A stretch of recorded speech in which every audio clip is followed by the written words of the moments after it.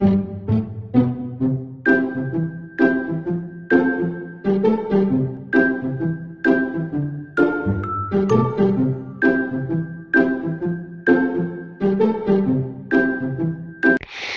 hey everyone, welcome to my channel. I am Mishur Pagadpal.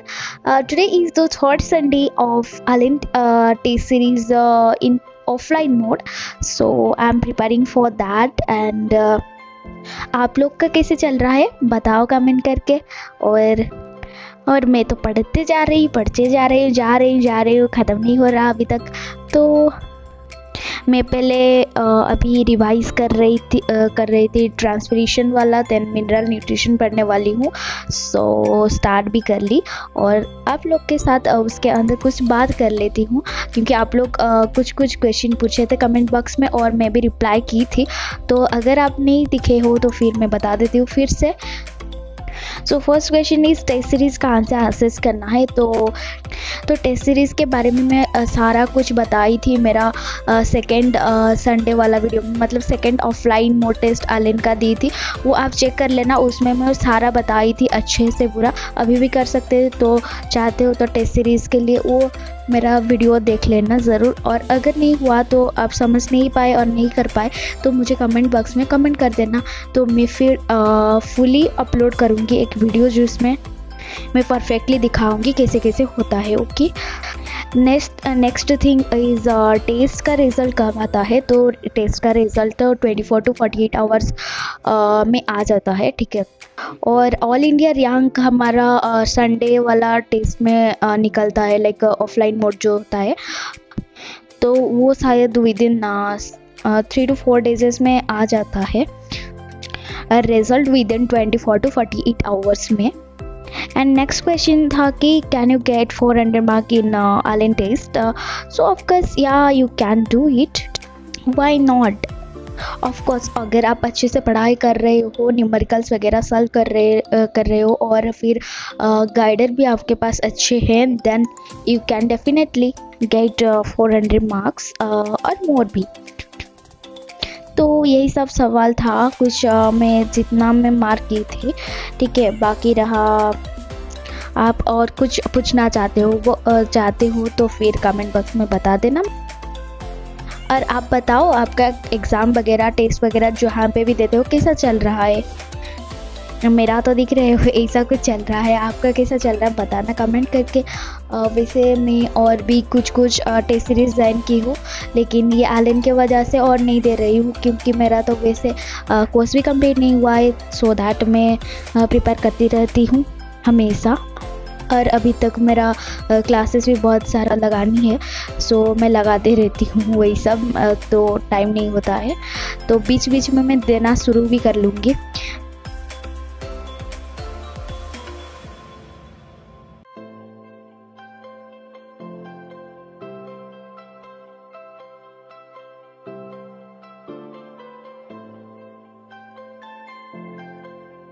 तो उसके बाद मेरा ये सब पढ़ाई रिवाइज सब ख़त्म हो गया और फिर मैं रेडी हो गई एग्ज़ाम सेंटर को जाने के लिए। और मेरा एग्ज़ाम कंप्लीट और बाबा वीरा भी आ गए हैं, तो चलते हैं घर को।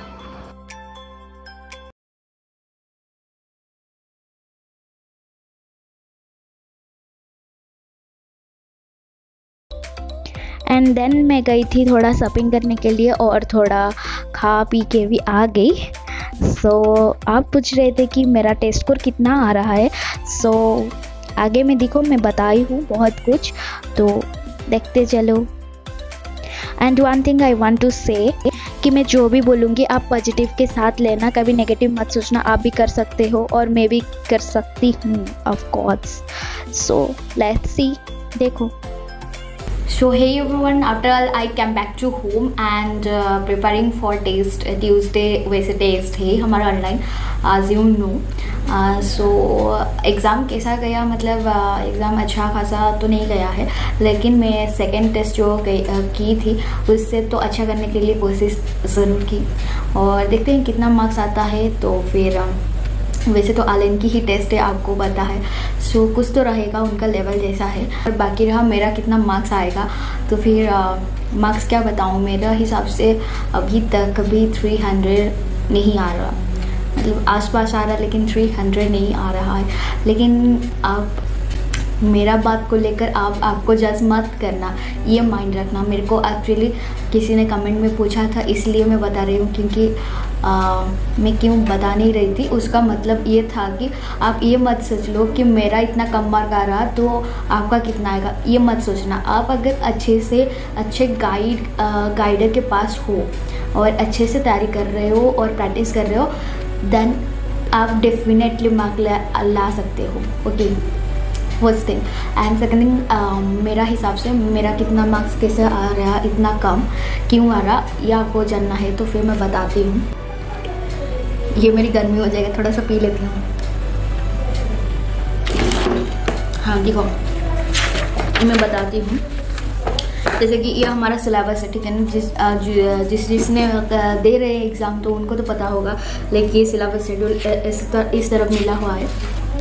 सो दैट हमारा पार्ट 3 सिलेबस में ना क्या हुआ था ना, हमारा पेन पेपर वाला थर्मल फिजिक्स था, ठीक है ना। थर्मल फिजिक्स में थर्मल एक्सपांशन, केटीसी, थर्मोडाइनामिक्स, वो सब था, ठीक है, कैलोरीमेट्री, ये सब था। तो फिर मैं क्या की ना, केटीसी और मेरा थर्मल पार्ट नहीं हुआ है, मतलब 11th का मैं बहुत सारा कुछ नहीं पढ़ी हूँ, वैसे आप बोल सकते हो।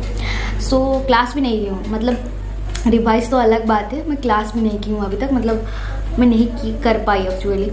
बहुत कुछ अप डाउन तो चलता है लाइफ में ना। और मुझे भी एक गलत फहमी हुआ था कि सर ने पढ़ा नहीं रहे थे 11th का, मैं ऐसे सोच रही थी, लेकिन सर ने पढ़ा रहे थे और एक अलग बैच में, वो मुझे बहुत लेट में पता चला। और उसके बाद मैं जब कंटिन्यू की, सर ने 11th 12th दोनों मिलाकर पढ़ा रहे थे। So that's the reason why अभी तक मैं नहीं की हूँ।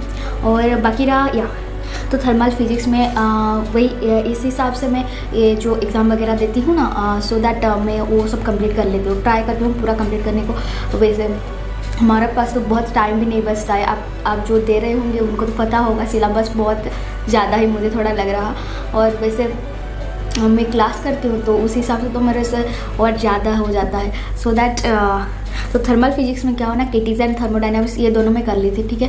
और बाकी रहा थर्मल प्रॉपर्टीज़ वाला जो चैप्टर था, कैलोरीमेट्री, वो सब मैंने क्या की ना, लाइक मैं सोच रही थी ओनली 5 लेक्चर्स में हो जाता मेरा, लेकिन वो 5 आवर्स देने के लिए मेरे पास टाइम ही नहीं था।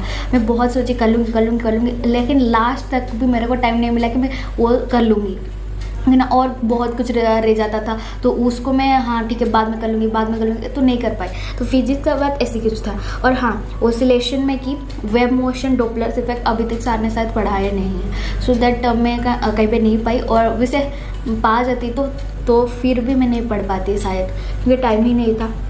बस ओसिलेशंस और थर्मोडायनामिक्स में करके गई थी। और बाकी रहा केमिस्ट्री में क्या हुआ, क्लासिफिकेशन एंड नोमेनक्लेचर की थी, बाकी ऑर्गेनिक केमिस्ट्री की थी, ठीक है ना। और बाकी जीओसी वाला पार्ट में 2 बार रिवाइज़ की हूँ, ठीक है। सर पढ़ाए जब मैं तभी रिवाइज़ कर रही थी, और उसके बाद और 1-2 बार भी की हूँ। लेकिन वो जो एग्ज़ाम के टाइम के पहले 7 डेज 6 डेज हमारे पास था, तो उसी टाइम पे मुझे टाइम नहीं मिला कहीं पे कि जीओसी को रिवाइज़ करने का, ठीक है, मतलब कि देखने का भी टाइम नहीं मिला, ठीक है ना। मतलब क्या होता है ना, क्यों मुझे टाइम नहीं मिलता है, क्योंकि मैं क्लास करती हूँ, ठीक है ना। तो क्लास हमारा तो एक लेक्चर अगर लगाओगे आप पहले से और फिर लिख के, तो हो भी नहीं सकता है ना इतना दिन में। सो दैट्स वाई मुझे ये सब प्रॉब्लम फेस करना पड़ रहा। लाइक मैं रिएक्शन मैकेनिज्म 1-2 कुछ भी नहीं पढ़ के गई थी। फिर हाइड्रोकार्बन भी मैं शायद देखो, ऑर्गेनिक केमिस्ट्री, क्लासिफिकेशन और जीओसी वाला पार्ट वो सब मेरा ऑलरेडी हैंड रिटन था नोट्स। और बाकी रहा हाइड्रोकार्बन का आधा था, ओके। और बाकी रहा एनवायरमेंटल केमिस्ट्री, ये सब मैं नहीं पढ़ के गई थी। सो that's why the reason why I scored less marks. Okay, then next is biology. Okay, biology में क्या हुआ था ना, बॉटनी पार्ट वाला, ट्रांसपोर्ट वाला पार्ट था, then mineral nutritions, respiration, plant growth, PGR वाला। तो ये सब ना मैं बिल्कुल 11 के बाद नहीं पढ़ी थी, ठीक है ना।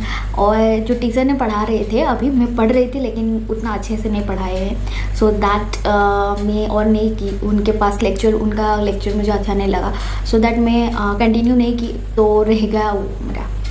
तो फिर मैं क्या की, मैं यूट्यूब से निकल के पढ़ रही थी, तो पढ़ के गई तो transport, mineral nutrition, plant growth, हाँ सारा मैंने की थी, ठीक है ना। बाकी जूलॉजी वाला वो तो हमारा 3 चैप्टर था, लोकोमोशन, केमिकल कोऑर्डिनेशन और न्यूरल वाला, वो सब हो गया था। न्यूरल और केमिकल वाला दोनों मेरा फेवरेट है, तो वो हो गया था। बाकी लोकोमोशन चैप्टर मैंने तभी मतलब क्लास की और फिर रिवाइज करने को मुझे टाइम नहीं मिला, सो दैट फिर भी लोकोमोशन वाला मेरा 11 में सही था, दैट्स वाई मेरे को उतना प्रॉब्लम नहीं हुआ। सो ऐसा गुस्सा, सो दैट आप सोच सकते हो कैसे मार्क आएगा, तो आप उसी हिसाब से आप चिंता मत करो कि आप कितना लाओगे कितना नहीं, ठीक है ना।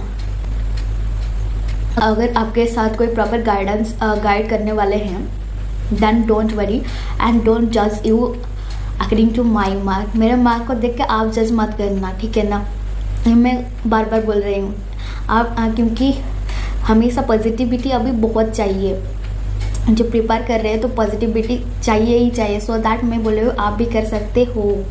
अगर आप प्रॉपरली रिवाइज कर रहे हो, प्रॉपरली न्यूमेरिकल सॉल्व कर रहे हो और प्रॉपर गाइडर के पास हो, तो फिर आप डेफिनेटली कर सकते हो। और या अभी तक आप भी टेस्ट नहीं दे रहे हो ना, तो फिर टेस्ट ज़रूर दो। टेस्ट नहीं दोगे ना, मार्क नहीं आएगा, आपको नहीं पता चलेगा आपका लेवल कितना है, सो दैट ज़रूर टेस्ट देना चालू कर दो अगर नहीं दिए हैं तो, ठीक है ना। और रिवाइज प्रॉपरली करो, न्यूमेरिकल्स प्रॉपरली करो। ये नहीं कि फिजिक्स में आप पढ़ लिए, लिख लिए, सब कुछ कर लिए, फिर भी आपको आ जाएगा, नहीं। आप अगर क्वेश्चन नहीं सॉल्व किए हो अच्छे से तो नो नहीं हो पाएगा, मतलब मार्क नहीं आएगा। मेरे हिसाब से मुझे जो लगता है, क्योंकि जो लोग जो बोलते हैं फिजिक्स हो जाता है उनका अच्छे अच्छे मार्क आते हैं, तो उसका रीज़न है कि उन लोग पहले से एक दो बार ना वही सब क्वेश्चन को कभी ना कभी किए हैं, उनको पता है वो कैसे कर सकते हैं, so that's why they are doing well in physics and chemistry also, biology भी ऑल्सो, सो दैट आप भी रिवाइज करो। सो या once more saying I am finally that if you are practicing properly with the proper guidance, then don't judge you, okay, because practice and revise and solving problems is very very important, okay। and before that mentor also needed, proper mentor चाहिए, ऐसे वैसे mentor नहीं है, ये सब trick में होता है, ये नीट क्लियर करना एक आसान नहीं है यार, आपको ट्रिक लगा कर करनी पड़ेगी। सो गाइज आज के लिए इतना ही था, मिलती हूँ अगली वीडियो में, बाय बाय, टेक केयर, जय हिंद एंड जय भारत।